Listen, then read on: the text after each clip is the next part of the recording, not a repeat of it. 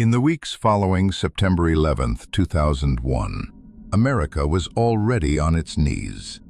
The country was terrified, grieving, and desperately searching for answers. Then, just 1 week later, something else arrived in the mail. Something invisible, something deadly, and for a long time, something no one could explain. This is the story of the 2001 Anthrax attacks, the deadliest biological terror attack in American history. On September 18, 2001, letters began arriving at media companies across the United States. NBC News, ABC News, CBS News, the New York Post, and the National Enquirer in Florida. Each envelope looked ordinary from the outside, but inside, alongside a handwritten letter, was a fine white powder, anthrax. The letters read, "You cannot stop us. We have this anthrax. You die now. Are you afraid?" Most people who came into contact with the letters developed what's called cutaneous anthrax, a skin infection. Painful, but survivable.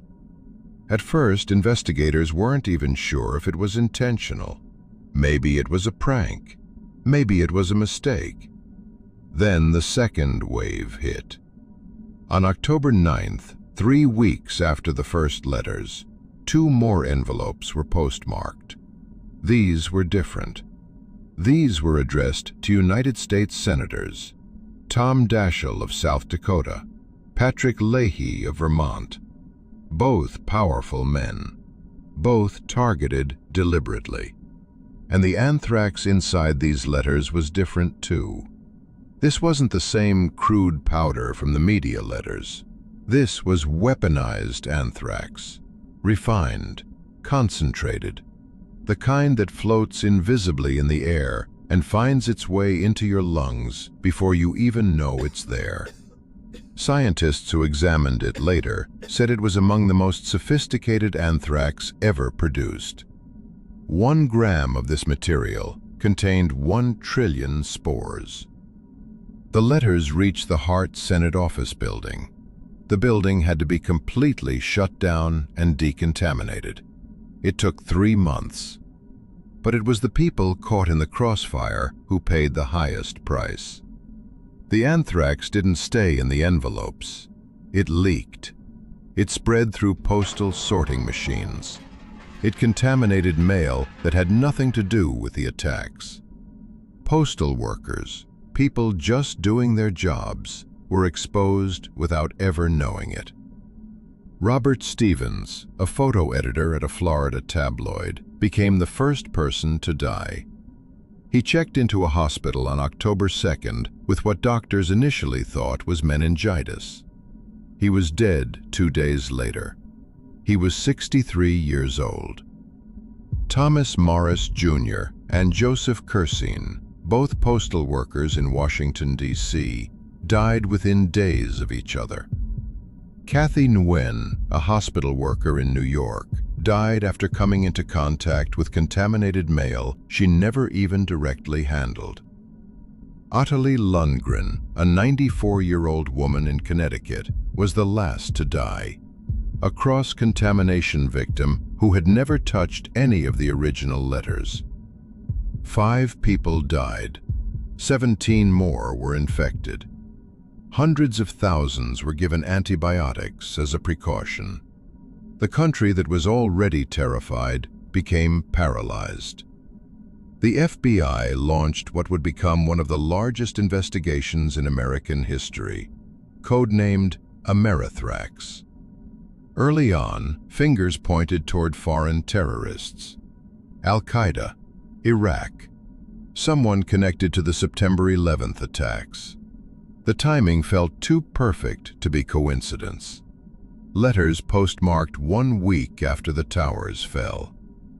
But as investigators dug deeper, they started looking closer to home. The anthrax, they determined, was the Ames strain, a variety originally developed in U.S. military labs.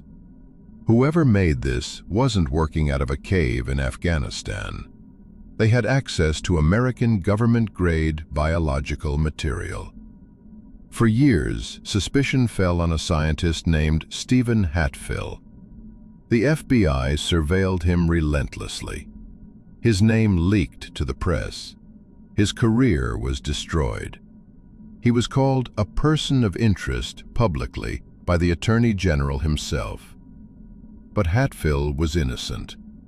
In 2008, the government paid him $5.8 million to settle his lawsuit. By then, investigators had shifted their focus to someone else entirely. Bruce Ivins. Dr. Bruce Ivins had worked at the U.S. Army Medical Research Institute of Infectious Diseases at Fort Detrick, Maryland, for over 30 years. He was considered a respected scientist, a colleague, someone who had actually helped develop an anthrax vaccine.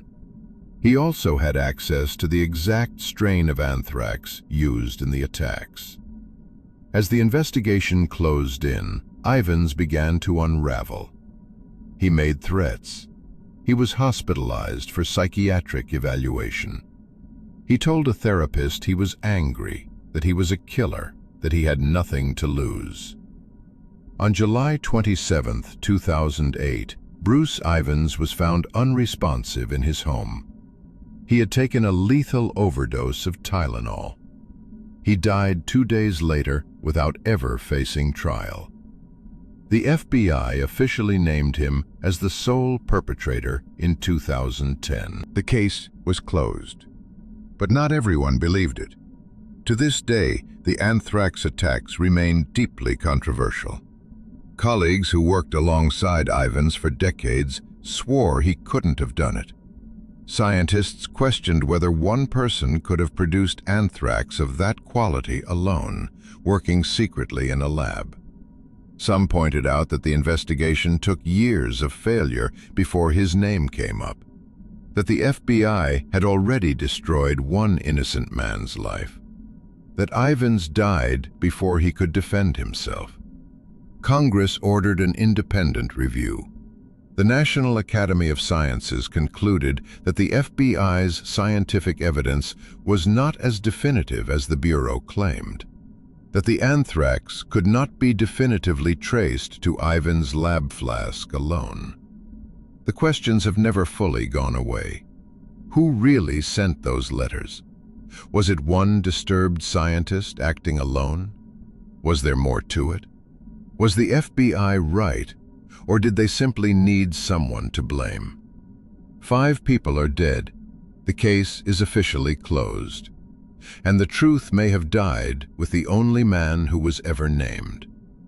The 2001 anthrax attacks changed America in ways most people have forgotten. They led directly to the creation of massive biodefense programs. They resulted in billions of dollars spent preparing for future biological attacks. They made lawmakers afraid to open their own mail. And they reminded us that terror doesn't always come with a face you can put on a wanted poster. Sometimes it comes in an ordinary envelope with neat handwriting and a postmark from New Jersey. Sleep well. This has been Mordulus. If you made it this far, drop a comment below. And if this kept you up tonight, good.